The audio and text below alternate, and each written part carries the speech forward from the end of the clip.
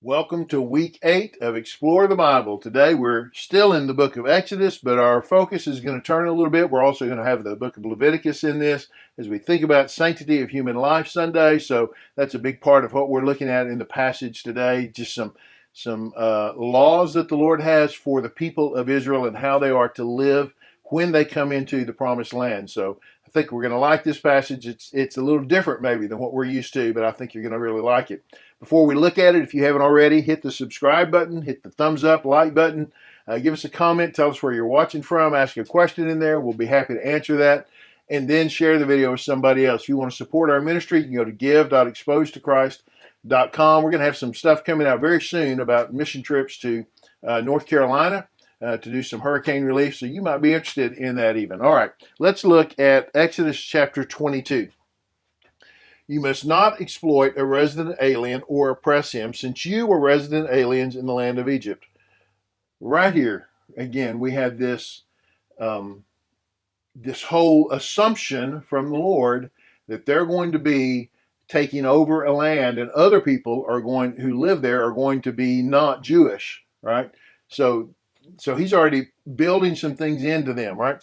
You must not mistreat any widow or fatherless child. If you do mistreat them, they will no doubt cry to me, and I will certainly hear their cry. My anger will burn, and I will kill you with the sword. Then your wives will be widows, and your children fatherless. Listen to this. He is serious about this. Okay. Do not exploit the resident alien or oppress him. Why not? Because you were aliens in the land of Egypt. Remember from where you came. Remember where you came from, that you were once that. So when you get on top, you don't treat the person who was in your place like you were treated. This is the golden rule, right? Do unto others as you would have them do unto you. Not like some people say, do unto others, then run. That's not it. It's do unto others as you would have them do unto you. Don't do unto others as others have done unto you.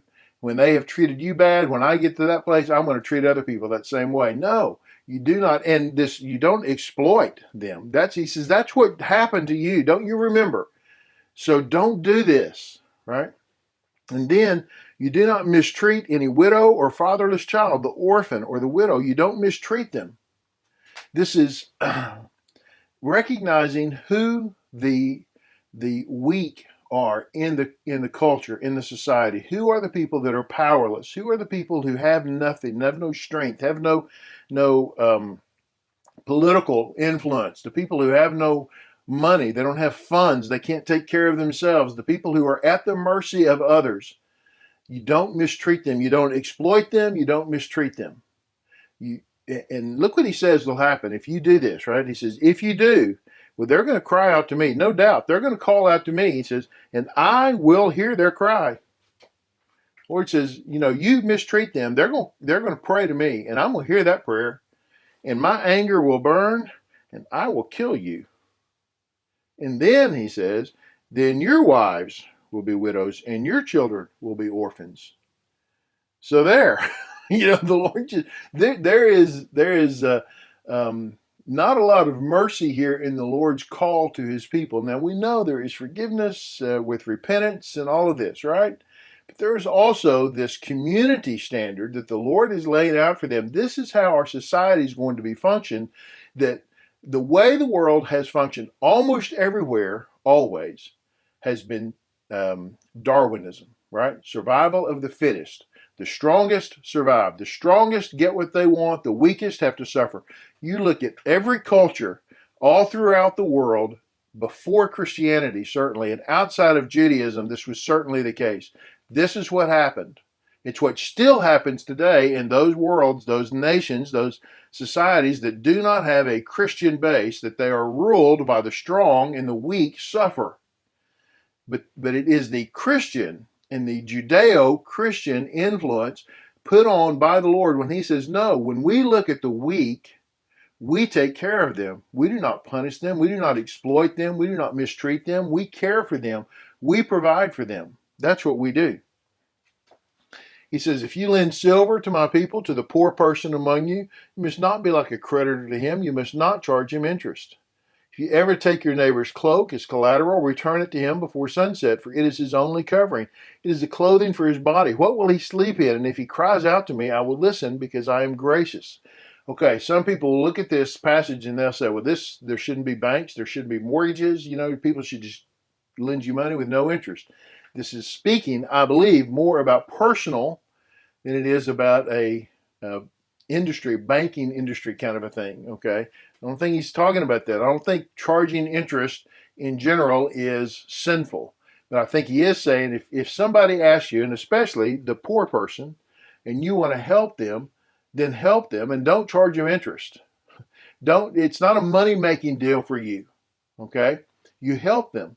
And if there is somebody that has given you their coat as collateral, look, I'll give you this, I will give you the money back. He says, you return it before sunset, because how's he going to sleep, right? What will he sleep in? Well, he's going to freeze to death. So you can take the coat, but at night give it back to him, get it back in the morning. So there is this responsibility to pay back, and he's not here talking just about charitable gifts. There's responsibility within the community to one another, but there is a graciousness and a mercy in it, and not a money-making side of it to us as we're dealing one-to-one, face-to-face with a person that we see and talk to, that we live with, that lives near us, that we're in community with. It's one of the negatives to getting outside of community, and we are as a culture, and maybe it is, as the numbers increase greatly, we become less connected to the community and less responsible to the community, we feel like, and it's much more of a faceless bureaucrat or whatever, an executive somewhere, and that's who we're upset with. But when we're connected in community, then we live with one another, and yeah, we help, but we need to pay back. We need to be responsible for making sure that person gets compensated for the fact that they helped us. So we give that money back. We're not stealing from them. Now, if they want to give it, they give it. But if we ask them for a loan, then we pay the money back, right?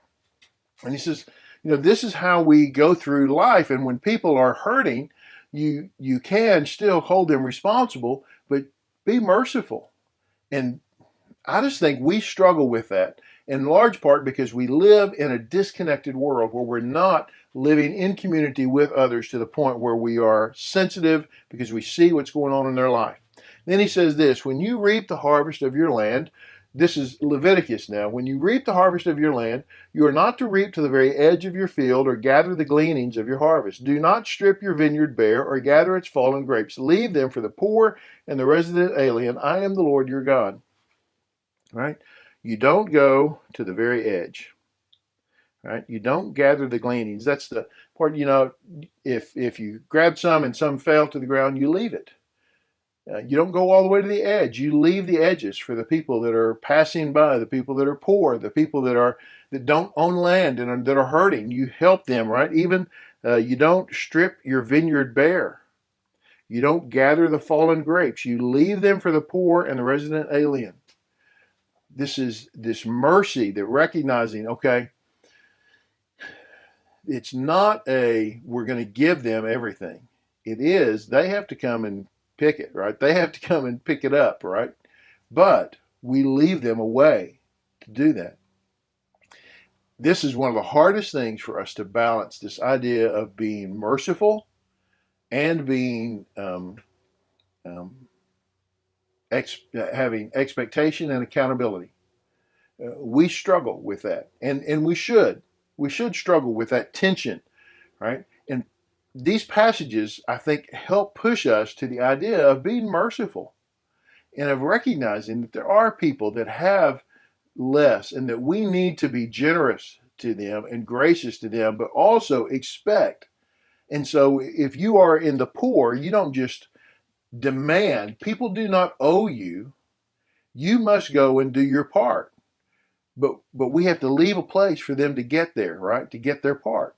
And it's hard. And the more disconnected we get as a world and as a society, the harder it becomes to deal with the people on either side of this, right? It's much easier for those who are wealthy to make it hard on other people, and it's much easier for those who are needy to become dependent and lived completely dependent, instead of finding a way to use the gifts that God gives them to get out of the hole that they're in, or at least get through the place that they are in life. It's so challenging to us. And I think it's good to talk about these things in a Sunday school class, because, now, don't get political.